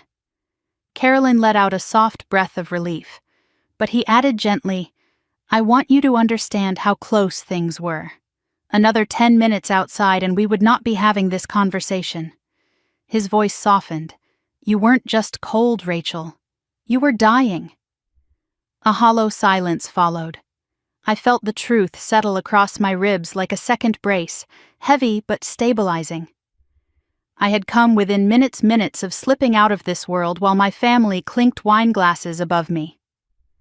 Dr. Archer continued, Your aunt saved your life, and your strength kept you from slipping under completely. He gave me a faint, kind smile. I'm proud of you. After he left, I stared at the ceiling for a long time. Something inside me, something buried beneath years of shrinking myself, shifted slightly. A seed of anger, a seed of dignity, a seed of belief. I was worth saving, I was worth fighting for, and they had tried to erase me anyway. As evening approached, the sky outside dimmed to a soft purple. Firefly-like flakes drifted past the window again. Caroline opened the blinds just enough for me to see. Beautiful, isn't it? She murmured. I blinked once. A soft beauty. A quiet one. Not the cruel, glittering kind that covered broken things. She sat beside me again. There's something else we need to talk about. I breathed shallowly, listening. Your husband, she said carefully. The police told me he asked about visiting. My stomach twisted. Caroline shook her head. I told them no. You are under protective custody. He doesn't get to see you. He forfeited that right. I blinked once firmly. She nodded. Good. I just wanted to be sure. Her voice softened. But Rachel... He might reach out another way. A call. A letter. Even through your parents. You don't owe him a single word. My chest tightened, but not with grief. With clarity.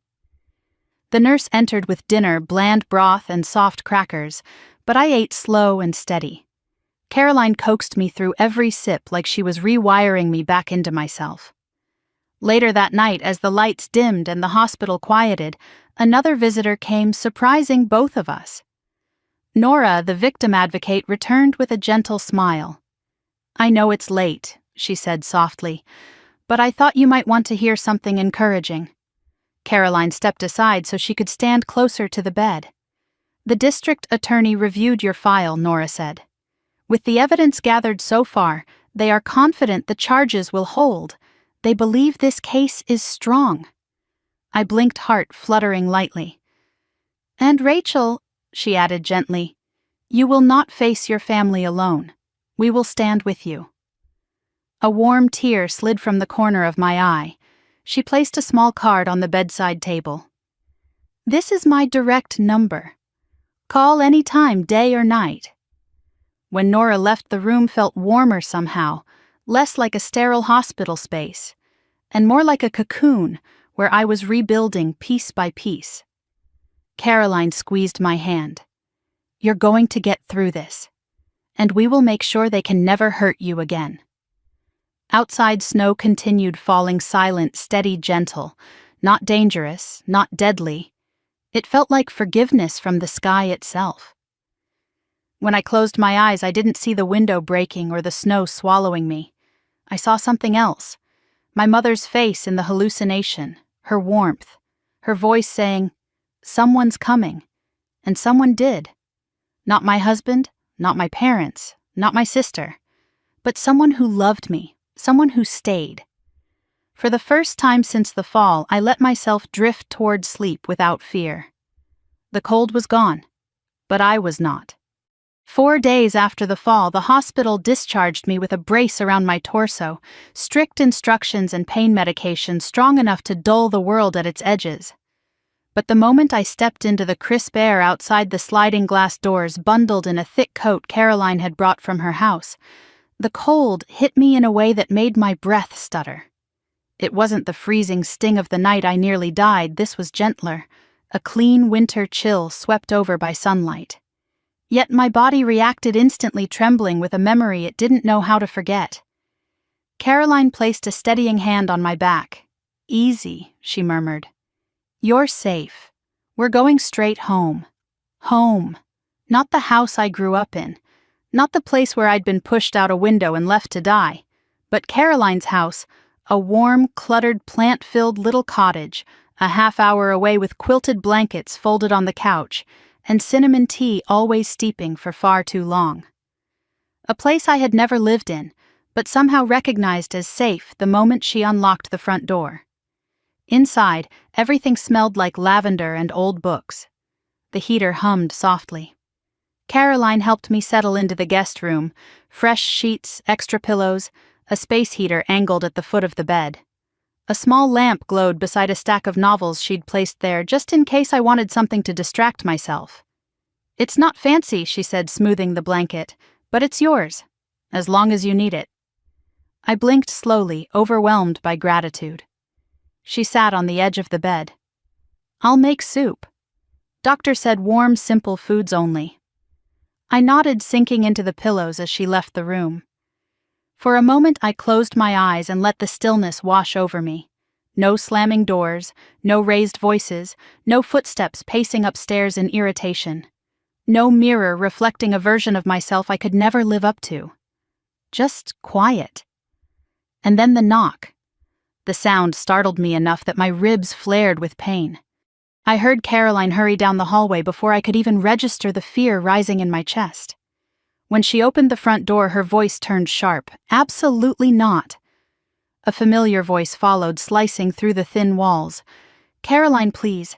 I need to see her. Mark. My pulse spiked. No, Caroline snapped. You were ordered not to come near her. I'm her husband, Mark insisted. I have a right. You lost every right the moment you helped drag her upstairs, she said. And even before that, when you cheated on her with her sister. Silence. Then Mark's voice lower. I didn't mean for things to go this far. A bitter laugh from Caroline. You mean you didn't expect it to blow up in your faces? He said something quieter, too soft for me to hear. Caroline stepped outside, closing the door until only a sliver of sound reached me. I strained to listen, but stopped. I didn't want to hear him. I didn't want his voice threading through this new quiet place, contaminating it the way he had slowly contaminated my life. I didn't want to hear excuses from someone who looked at me lying in the snow and thought closing the curtains was the solution. Caroline returned a minute later, cheeks flushed with fury. He's gone, she said simply. He tried to claim he wanted to apologize. I told him if he cared about you, he'd follow the court order and stay away. My breath trembled. Relief, fear, a complicated ache. He's not allowed back, ever, she added, and I'm installing cameras outside the house just in case. The rest of the day passed quietly. Caroline brought soup tea and a heating pad. I slept on and off, waking whenever pain shifted, or when memories surfaced in quick, sharp flashes. That night, the nightmares came. I woke gasping, chest tight, convinced for a moment that I was still lying in the snow, that the cold pressing against my back wasn't a mattress but ice. Caroline burst into the room when she heard me cry out, sitting beside me and holding my hand until my breathing slowed. It's trauma, she whispered. It takes time. The next morning, 2 detectives arrived to take a formal statement, this time at Caroline's house, with pillows behind me and a blanket wrapped around my legs. Officer Reyes spoke gently. We don't need every detail right now. Just what you can remember. I blinked once to indicate I understood. The recounting was harder than I expected. My throat tightened each time I tried to form a memory into a shape sharp enough to describe. Instead, I closed my eyes and lifted my fingers, answering yes or no with small movements. Reyes guided me through it with patience that made the process bearable. Did your sister push you? She asked. A nod. Did your husband restrain you beforehand? Another nod. Did your parents come outside or attempt to help you after the fall? A long, painful shake of my head. How long do you estimate you were in the snow? I breathed shallowly. 2 to 3 hours, Reyes suggested softly. A nod. When they finished, Reyes placed a reassuring hand on the back of the couch. You're incredibly strong, she said, and you've survived something most people wouldn't. When they left, Caroline brought over her laptop. We need to talk about what comes next, she said. Legally and practically. I braced. First, she said, you're going to need a lawyer, someone who specializes in domestic violence and attempted homicide cases. I've already contacted 2 highly recommended ones. I blinked in surprise. She smiled faintly. You didn't think I was going to let you handle this alone, did you? Tears pricked my eyes. I shook my head. Second, she continued, you need financial support while you heal. I know you don't like taking help, but this is different. You have medical bills, lost wages, and your apartment is still in Seattle. We'll figure it out. I hesitated, but then nodded. Because she was right, and because I finally understood that accepting help didn't make me weak. It made me human. And third, she said softly, when you're ready, we need to talk about your mom. My breath hitched. The things she told me before she died, Caroline added. I want you to know everything. But not today. I nodded. That evening, something unexpected arrived through the mail slot, an envelope with my name on it. I froze when Caroline placed it on the table. It's from your parents, she said quietly. My stomach twisted. I opened it with trembling fingers. Inside was a single sheet of paper. Rachel. We hope you understand that this has all been very difficult for us.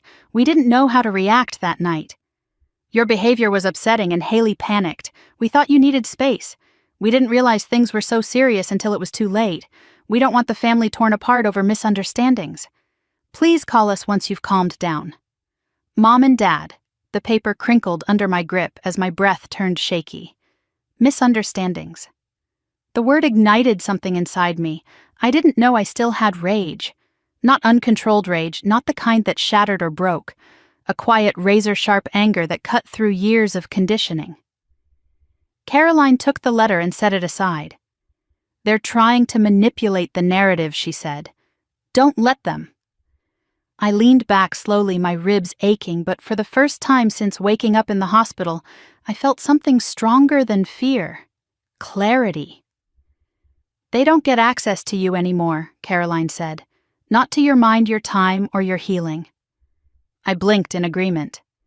Before she left the room, she looked at me with something close to wonder. You survived your family, she whispered. Do you understand how powerful that makes you? I didn't, not fully. Not yet. But later, as I lay in bed staring at the soft glow of the lamp, I realized something. The cold had not broken me. The fall had not ended me. Their silence had not erased me. I was still here. And for the first time in my life, I wasn't trying to earn anyone's love or approval. I was trying to live. 2 weeks after the trial ended, Seattle's sharp spring rain tapped against the clinic windows as I sat with a pen in my hand and a blank intake form in front of me. It was supposed to be my first full day assisting with trauma counseling, my first day stepping into a role built from the broken pieces of the life I had survived. But my fingers trembled slightly above the paper. It wasn't fear. Not exactly. It was the echo of a life still reshaping itself like a bone learning how to bear weight again after a long break. Caroline watched me from the doorway, arms folded gently, a soft smile tugging her lips. You don't have to be perfect today, she said. You just have to be here. Her voice grounded me more than the warm light or the quiet hum of the clinic ever could. I took a slow breath, let it settle in my ribs, and finally pressed the pen to the paper. The first patient arrived 10 minutes later, a woman with tired eyes and a faded hoodie wringing her hands as she entered. She didn't look at me at first. Most survivors didn't on their first visit. I recognized her posture, the quiet shrinking, the careful steps of someone who had learned that being seen meant being hurt. But then she lifted her gaze and met mine. Something in her expression shifted. Maybe she recognized the survivor's stillness inside me. Maybe she sensed I wasn't there as an expert towering over her, but as someone who had once lain in snow waiting for help that never came. By the time she left, she had told me pieces of her story. Not all of it. Just the parts she could bear to say aloud. When she thanked me near the door, her voice cracked. You actually listened, she whispered. I nodded, though emotion burned behind my ribs. You deserve to be heard. When the door closed, I leaned back in my chair and pressed a hand to my chest. My heart felt stretched, warm, full, like a bruise turning into something else, something stronger. By lunchtime, I had met 3 more patients. Each story different, but threaded with the same fibers: fear, loyalty used as a weapon, the exhaustion of living on alert, and the small spark inside each of them refusing to be extinguished. That spark had saved me. And now, somehow, impossibly, I was helping others find theirs. But the day wasn't done with me yet. Near the end of my shift, the clinic director, Dr. Keaton, knocked on my office door. You're doing beautifully, she said, stepping inside. But I thought you should know your sister filed for visitation consideration through the mediation board. Not legal visitation, just a petition to contact you. My stomach tightened. Haley. Of course she would try to find a loophole after the court barred her from contacting me directly. She had always believed rules bent for her. She had always twisted consequences into inconveniences designed to punish her rather than protect others. What did the board say? I asked, my voice steady, even as heat crept into my palms. Dr. Keaton sat opposite me. They denied it before it even reached review. Given the criminal case, the restraining order, and your statement, they flagged her request as inappropriate. I nodded relief, mingling with a strange sadness I didn't expect. Sadness not because I wanted her back in my life, but because there had been a time long before the drinking, the lies, and the cruelty, when I would have given anything to have a sister who loved me. Someone who didn't weaponize my vulnerabilities against me. But she had made her choices, and I had survived them. "Thank you for telling me," I said softly. Dr. Keaton reached for my hand. "You're not obligated to reopen wounds for anyone, not even family." When she left the room, I sat quietly for a long moment. Rain streaked down the window, soft and steady, like the world whispering something gentle I hadn't been ready to hear until now. Family isn't who shares your blood. Family is who warms your coldest winters. I packed my things and stepped outside into the misty air, pulling my coat tighter around my shoulders. The pavement shimmered beneath the streetlights. My breath fogged the air in soft white puffs, reminding me of another night when the cold had nearly claimed me. But this time, as I walked toward the bus stop, I wasn't afraid of the cold. It no longer had the power to swallow me whole. When I arrived home, Caroline was in the living room assembling a piece of furniture with instructions spread across the floor like a puzzle. She looked up when she heard the door. "How was today?" she asked. I set my bag down and leaned against the wall. "Hard, good, both." She grinned. "Perfect. That means you're doing it right." I laughed, really laughed for the first time that day. "What are you building?" "A bookshelf," she said, waving a screwdriver. "Your books were starting to take over the coffee table. Survivors deserve storage." "My books," I repeated, smiling at the way she said it. Caroline stood, wiped her hands on her jeans, and walked over to me. "I'm proud of you." Her words washed over me like warmth after months in the cold. We spent the next hour assembling the bookshelf, arguing playfully about which side the screws belonged on, laughing whenever one of us accidentally installed a panel backward. When we finally slid it upright against the wall, I felt something settle deep inside me. A quiet rightness. Later that evening, I sat on my bed with a cup of ginger tea, scrolling through emails from the clinic. That was when I saw it, an unread message with a subject line that made my breath still. Update regarding offender status notification. My fingertips went cold. I clicked the email open. "This message is to inform you that the offender Mark Sutton has been transferred to a long-term holding facility pending extended sentencing review and behavioral evaluation. The offender remains barred from all contact." For a long moment, I didn't move. Then, unexpectedly, I let out a shaky breath I didn't know I'd been holding on to for months. The fear I had carried like an invisible weight loosened further. The world felt a little wider, a little safer. I put the laptop aside and lay back against my pillows. Safe. A word I'd never truly understood until now. My phone buzzed on the bedside table. I reached for it, expecting a message from Caroline or the clinic. Instead, the notification made my heart pause. "Unknown number.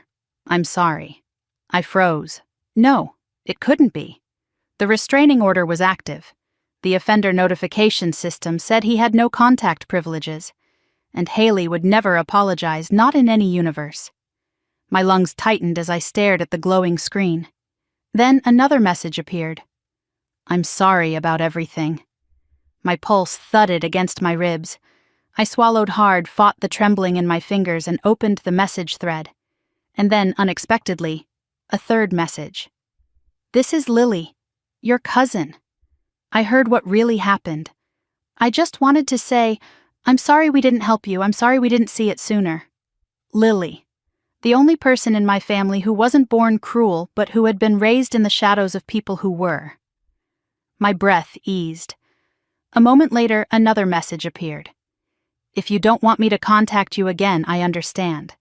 I just needed you to know I'm trying to be better. I'm getting counseling. I didn't want to become like them." Tears blurred the screen. I typed slowly, carefully. "Thank you for telling me. I'm glad you're getting help. Take care of yourself." I didn't add more. I didn't ask about my sister or my parents. I didn't open a door I wasn't ready to walk through. I simply acknowledged her sincerity and let it end there. After I set the phone aside, silence filled the room, not heavy or frightening, but peaceful. Healing wasn't linear. It wasn't clean. It wasn't something I could schedule on a calendar. But it was happening. Slowly, steadily, like muscles rebuilding after months of atrophy. And maybe my story could help someone else rebuild too. A soft knock came at my door. Caroline peeked in. Tea refill. Or do you want to watch something stupid until we fall asleep mid-sentence? I smiled. Both. She laughed. Excellent choice. As she walked in with a blanket draped over one shoulder, I felt it again, that quiet rightness blooming in the center of my chest. I had lost a family, but I had found my people, found my path, found myself. And somehow, impossibly beautifully, I had survived. I wasn't healing from something anymore. I was healing into someone new. Spring melted into early summer with a gentleness I had never noticed in the Pacific Northwest before. Maybe the world had always held this softness, and I had simply never been free enough to feel it.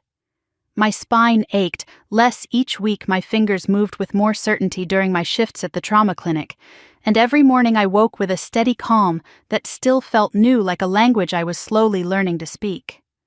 One warm Saturday, I stood at the edge of a local park overlooking the Sound, its waters glinting beneath the late afternoon sun. Caroline jogged a few paces ahead, waving for me to catch up. "Come on," she called, laughing. "You're walking like you're 80. I rolled my eyes but sped up, careful with my footing. "Some of us have spinal fractures, remember." She jogged backward, now grinning. "Some of us also have doctor's orders to walk more. A slow walk," I reminded her. She smirked. "This is slow." I shook my head, but I felt a laugh rising in my chest. These were the kinds of moments I once believed life had stolen from me forever, moments defined by nothing more than breath, sunlight, and the presence of someone who cared. As we walked, families picnicked under maple trees, dogs chased tennis balls in sprawling arcs, and somewhere nearby a child's kite fluttered against the blue sky like a bright heartbeat. The world felt unscarred, unbroken. Or perhaps it felt whole simply because I was learning to feel whole again. We found a bench facing the water and sat down, the wood warm beneath us. Caroline handed me a bottle of iced tea, her cheeks flushed from exertion. "I talked to the clinic director this morning," she said casually, though her tone hinted she was leading into something bigger. "She wants you to consider stepping into a partial case management role." I blinked. Case management. "You're already doing it," she said. "Survivors trust you. They open up to you. You connect them to resources before anyone even asks. She thinks you're ready for a little more responsibility." My heart gave a soft thud. Not fear, something gentler, like the settling of a puzzle piece. "I don't know," I said quietly. "I feel like I've only just found my footing." Caroline nudged my shoulder. "Finding your footing is exactly why you're ready. You're not reacting from trauma anymore, you're responding from experience." I stared at the water, letting her words sink into me. A few months ago, I could barely get out of bed without bracing myself for the echo of a nightmare. Now someone believed I was capable of shepherding others through their own darkness. The truth was, I wanted to say yes. I did feel ready. Or rather, I felt ready to keep growing even if the path wasn't perfectly clear. "I'll think about it," I whispered. "That's all she asked for," Caroline said, leaning back against the bench. "And it's all I'm asking for, too." A soft breeze rustled the leaves above us. Somewhere behind us, the faint sound of a guitarist drifted through the air. When I closed my eyes, the sunlight pressed warm patterns across my eyelids. This peace wasn't something I waited for anymore. It was something I built. We left the park an hour later, stopping at a small cafe along the waterfront that smelled like cinnamon and roasting coffee beans. The barista, a young woman with shaved hair and a silver nose ring, smiled knowingly at Caroline. They'd memorized our usual order by now, lavender iced latte for her, ginger peach tea for me. We sat outside on the patio, watching sailboats drift across the bay. Just as I took my first sip, my phone buzzed. For a beat, my body stiffened, old reflexes dying hard. But when I glanced at the screen, my pulse eased. A notification from the Victim Liaison Office. Status update. Offender has been transferred to a long-term rehabilitation program with no eligibility for early communication privileges. All no-contact orders remain active. No further action required. A slow breath escaped me. Relief not sharp or overwhelming but steady like a tide finally receding from the shore. Caroline watched my face. Good news. Yes, I whispered. Really good. For the first time since that night in the snow, I felt the last remaining thread of fear dissolve completely. He could not touch my life anymore. None of them could. I was free not just legally, not just physically, but emotionally. Caroline reached across the table and squeezed my hand. Good, she said softly.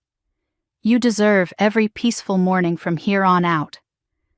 When we got home, the sun had dipped low enough to paint the apartments in soft gold.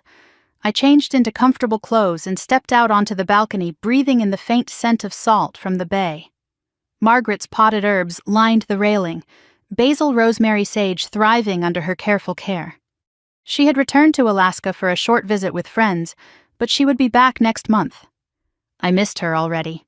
Her presence in my life felt like a lighthouse, steady, warm, unwavering. I picked a leaf of basil between my fingers, rubbing it gently until its scent filled the air. Mom, I whispered into the quiet. Look how far I've come. The city glowed beneath me like a living heartbeat full of stories and people and futures unfolding. And for once, mine felt wide open. Inside my laptop chimed with a new email. I glanced at it as I walked past the dining table, a message from a local community center, asking if I would be willing to speak at their annual Survivors Forum in the fall. The idea made my stomach flutter. Tell my story, speak it aloud publicly. I wasn't sure I could, but maybe someday I would. For now, it was enough just to be asked. As evening settled, Caroline and I cooked dinner together. Well, she cooked, and I chopped vegetables slowly, deliberately, as my physical therapist insisted. We ate on the balcony, watching the sky shift into a dusky lavender. You know, she said between bites, you're allowed to start planning for things again. I looked up. What do you mean? She smiled. Dreams, goals, a life you want. Not the life you escaped from, not the life you survived, but the life you choose. A warmth unfurled inside me. I don't even know where to start. That's the beautiful part, she said. You get to start anywhere. Later, after the dishes were washed and the apartment quieted, I curled up with a blanket and opened the journal my therapist had encouraged me to keep. I flipped to a blank page and wrote, "What do I want the next year of my life to look like?" At first, my mind offered nothing.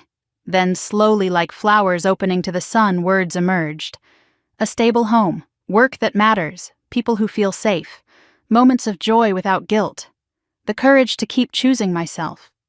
A life defined by the warmth I build, not the cold I survived. The list felt right. True. Mine. I closed the journal, rested my head on the back of the couch, and let myself simply breathe.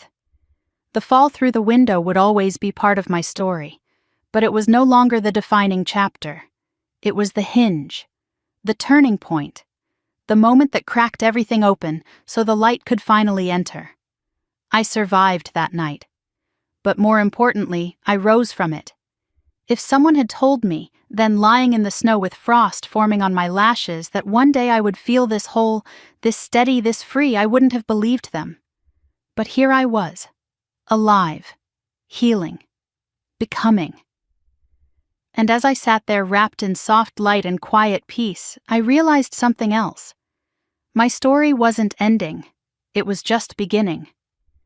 If you've listened this far, if you've walked through the cold and the healing with me, thank you. If you've ever carried a story of survival in your own heart, I hope you know this: you're stronger than the worst thing that ever happened to you, and you deserve the peace waiting on the other side of the storm.